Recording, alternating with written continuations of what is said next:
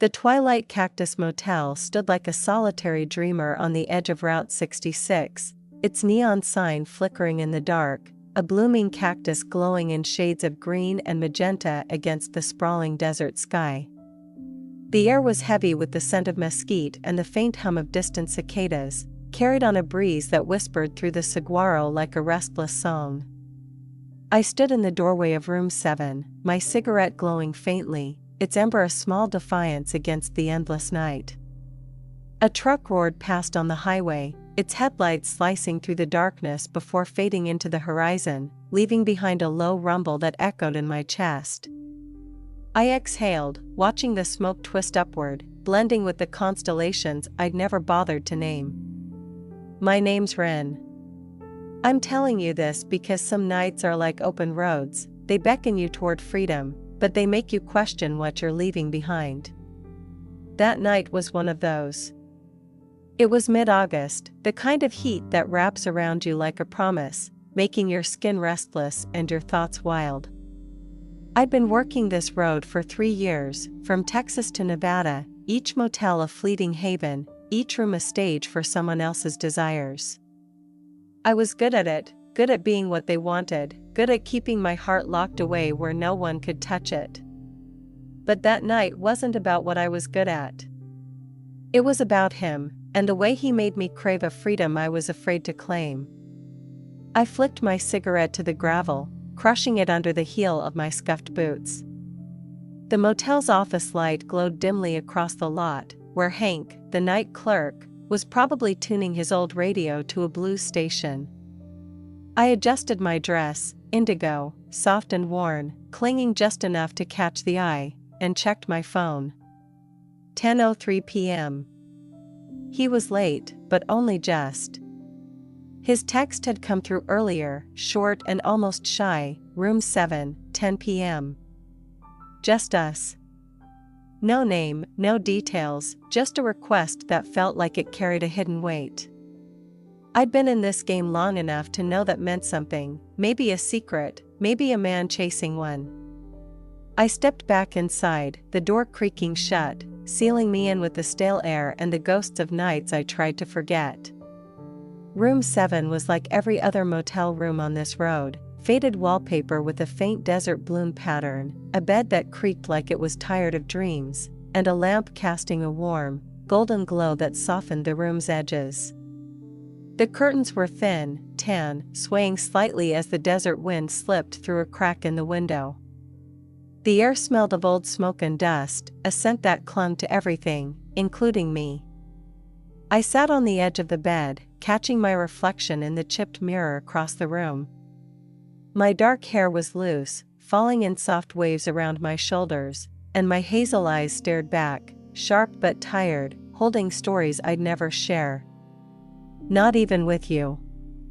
I lit another cigarette, the match's flame flaring briefly before settling. The clock on the nightstand read 10:06. Waiting always stirred memories I'd rather keep buried, like sand blown across the road. I thought about my cousin, Sage, her voice bright as she talked about running away to paint murals in far-off cities. I thought about the night she left, her backpack stuffed with sketchbooks, leaving me behind because I was too scared to go. I thought about my first night working this job, 24 and broke, promising myself it was just until I could afford a canvas and a new start. That was 3 years ago, and the road had a way of making promises feel like mirages. A soft knock at the door pulled me back, my heart skipping, not from fear, but from something alive, something I couldn't name. I stood, smoothing my dress, and crossed the room, my boots clicking on the linoleum. I opened the door, and there he was. He stood in the doorway, framed by the neon cactus's glow, his face half hidden in shadow. He was wiry, not tall, with a faded flannel shirt and hair the color of cedar, much like he'd been caught in a desert breeze. His eyes were brown, deep and restless, like a river under moonlight, carrying a weight I couldn't read. He didn't smile, didn't speak, just looked at me with an intensity that made my breath catch. Like he was seeing past the dress, the makeup, the walls I'd built to survive. You're Ren? His voice was low, steady, with a faint lilt that spoke of open fields and long nights. I nodded, stepping aside to let him in. You're late. He glanced at the clock as he passed, his boots scuffing softly on the carpet. Road was longer than I thought. I closed the door, the latch clicking, and the room felt smaller, the air thicker, like it was holding its breath. He didn't sit, just stood by the window, his hands in his pockets, staring out at the neon sign as it flickered, its hum a steady pulse in the quiet. I watched him, noting the tension in his shoulders, the way his fingers twitched slightly, like he was holding on to something he couldn't let go. He wasn't like the others, no easy grin, no rushed agenda, just a stillness that felt like it could set the world free. Want a drink? I asked, gesturing to the bottle of tequila on the dresser. It was cheap, but it served its purpose, filling silences and easing nerves. He shook his head, his eyes still on the window. Not tonight. I sat on the bed, crossing my legs, trying to read him. He was a stranger, and strangers were dangerous in my line of work, too many unknowns, too many ways to get hurt. I lit another cigarette, the smoke curling around me like a shield. You got a name? I asked, expecting him to dodge it. He turned then, his eyes meeting mine, and for a moment, I forgot how to breathe.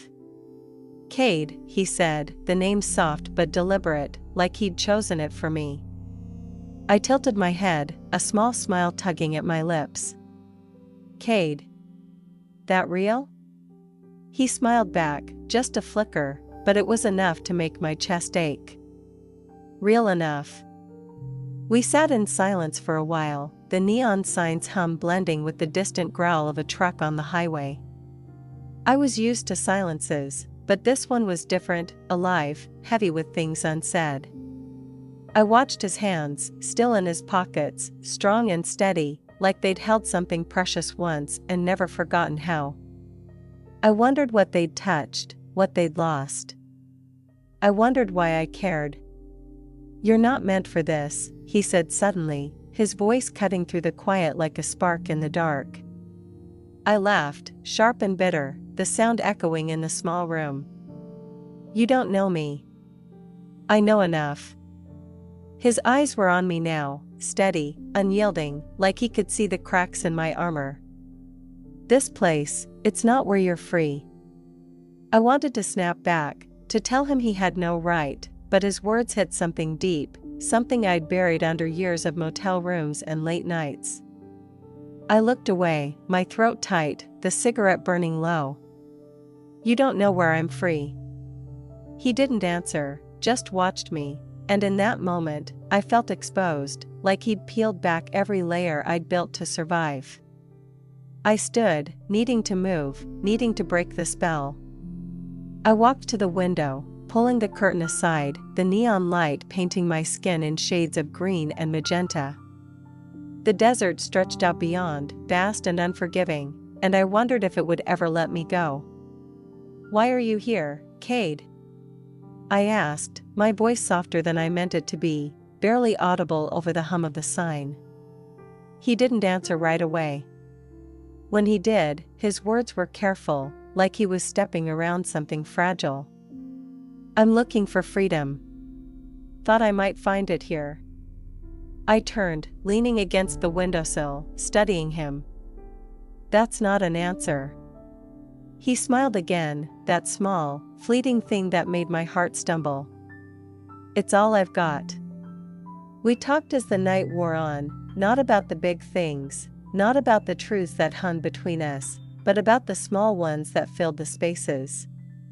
He told me about a field in Kansas where he'd watched storms roll in, about a bar in Arizona with a jukebox that played Merle Haggard. I told him about the time I'd danced under the stars in Texas, how it felt like the world was mine for a moment. We laughed, and it felt like a secret, like something I hadn't earned. His eyes softened when he looked at me, like he was seeing someone I'd forgotten how to be. Hours passed, the tequila untouched, the bed a silent witness to a night that wasn't what I'd expected. He didn't touch me, didn't try, but every glance, every pause, felt more intimate than any touch I'd known. I found myself imagining what it would be like to reach for his hand, to feel the warmth of his skin, to ask him to stay. But I didn't. That wasn't how this worked. As dawn crept through the curtains, painting the room in soft grays, he stood, pulling a small, folded piece of paper from his pocket. He held it out to me, his fingers brushing mine, warm and steady, sending a shiver through me I couldn't explain. "Keep this," he said, his voice low, urgent. "Don't open it yet." I took it, my heart racing. "What's in it?"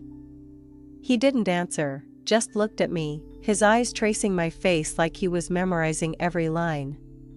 Then he turned and walked out, the door clicking shut, leaving me with the hum of the neon sign and a weight in my hand I didn't understand.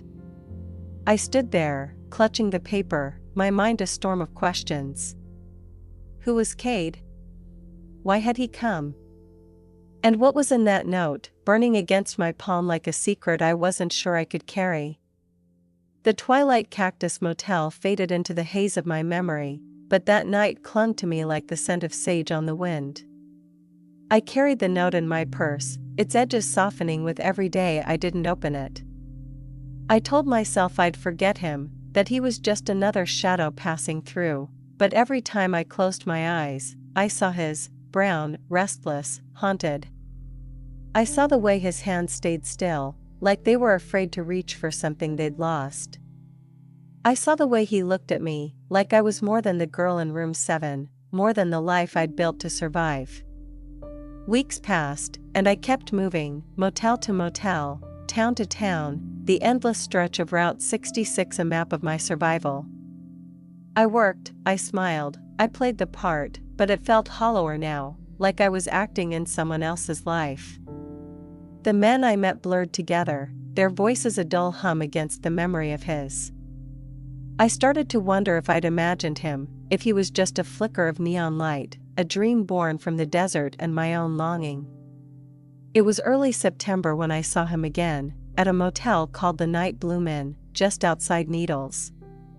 The air was cooler now, sharp with the promise of fall, and the neon sign above the motel flickered in a slow, mournful rhythm, casting a soft amber glow over the parking lot. I was outside, leaning against my old Honda, the metal cold against my back, smoking and watching the stars. The night was quiet, the kind of quiet that makes you feel like you're holding your breath. I heard his footsteps before I saw him, the crunch of gravel like a heartbeat in the dark. He stepped into the light, same flannel shirt, same cedar hair falling over his eyes. He didn't look surprised to see me, like he'd known I'd be here, like the road had pulled us back together. "Ren," he said, my name soft and heavy, like it carried a weight I couldn't see. I straightened, tossing my cigarette to the ground. "Cade." He smiled, that small, fleeting thing that made my chest ache. "You remembered.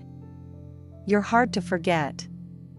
The words slipped out, raw and honest, and I looked away, embarrassed, the neon light painting my cheeks in shades of amber. He stepped closer, stopping just out of reach, his hands in his pockets. The light caught the lines on his face, deeper now, like the road had carved them there. "I didn't mean to find you again," he said, his voice low, almost lost in the wind. "But I'm glad I did." I laughed, unsteady and sharp. "You don't just find someone on this road. You were looking." "Maybe." His eyes met mine, and I felt that same pull, that same sense of being seen, like he could see the girl I'd been before the motels, before the nights that wore me down. Maybe I was. I wanted to ask him why, to demand answers, but the words caught in my throat. Instead, I asked, "What do you want, Cade?" He didn't answer right away, just looked at me, his eyes searching, like he was looking for something I didn't know I had. I want you to know you can be free, he said finally, gesturing at the motel, the road, the life I'd been living. I want you to believe you don't have to control everything to live. I turned away, staring at the highway, the lights of a passing truck blurring into streaks. You don't get to decide what I need. I'm not deciding. His voice was closer now, and I realized he'd moved, standing just behind me, close enough that I could feel the warmth of him. I'm just telling you what I see. I turned to face him, my heart pounding, and for a moment, we were all there was, the neon sign, the desert wind, the space between us alive with something I couldn't name. I wanted to reach for him, to bridge that gap, but I didn't. Instead, I pulled the note from my purse, holding it up. What's this, Cade? Why'd you give it to me? He looked at the note, his expression unreadable. It's a choice, he said. But you have to choose to take it. I laughed, bitter and raw. You don't know what I'm ready for. He stepped closer, his hand brushing mine, just for a second, and it was like a spark in the dark, lighting up every nerve in my body. I know you're scared of letting go, he said softly. So am I. Before I could respond, he pulled another piece of paper from his pocket, this one smaller, folded tightly. He pressed it into my hand, his fingers lingering against mine, warm and steady. Read this one first, he said. Then decide what to do with the other. I looked down at the paper, my heart racing. What's in it? Freedom, he said simply, and then he was gone, disappearing into the shadows of the parking lot, leaving me with 2 pieces of paper and 1,000 questions. I stood there, the papers heavy in my hands, the neon sign buzzing above me. I didn't open them, not yet. I was afraid, not of him, but of what he represented. A choice, maybe, to let go of control and embrace the unknown. I leaned against my Honda again, lighting another cigarette, the stars watching me like they knew something I didn't. The road stretched out before me, endless and uncertain, and I wondered if I'd ever find the courage to follow it. The night bloom-in was behind me now, but the papers stayed with me, tucked in my purse like secrets I wasn't sure I wanted to keep. I drove west, the road unfolding under my tires, the neon signs blurring into memories. I couldn't shake Cade, his voice, his eyes, the way he'd made me feel like I could be free, even if it meant losing control. I thought about the girl I used to be, the one who danced with Sage, who dreamed of painting the world with her own colors. She was still there, somewhere, buried under years of motels and men, under the weight of a heart too afraid to let go.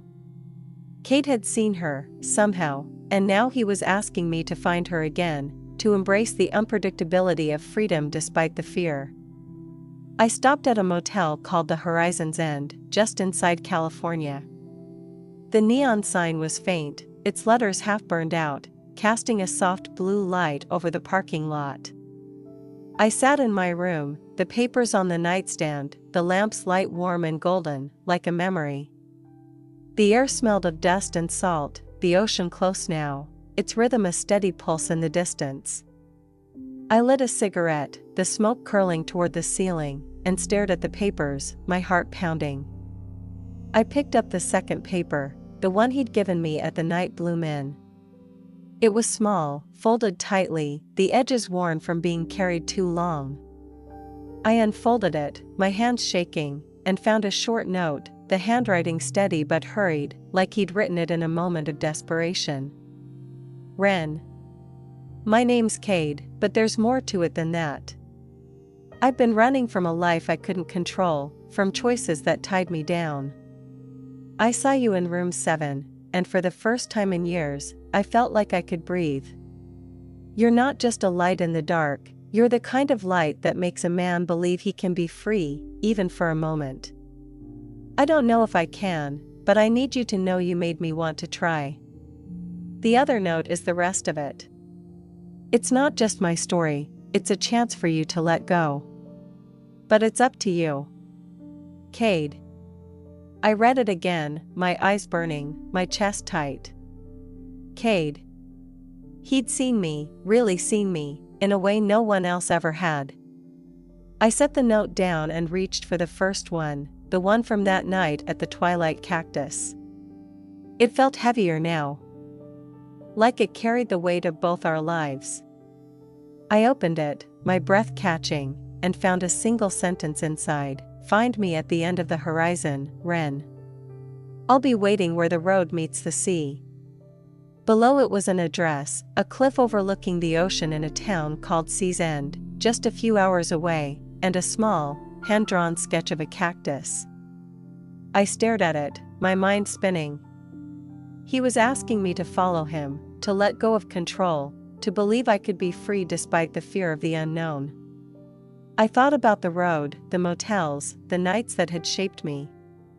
I thought about Sage, how her leaving had left me clinging to control, and how I'd been afraid to let go ever since.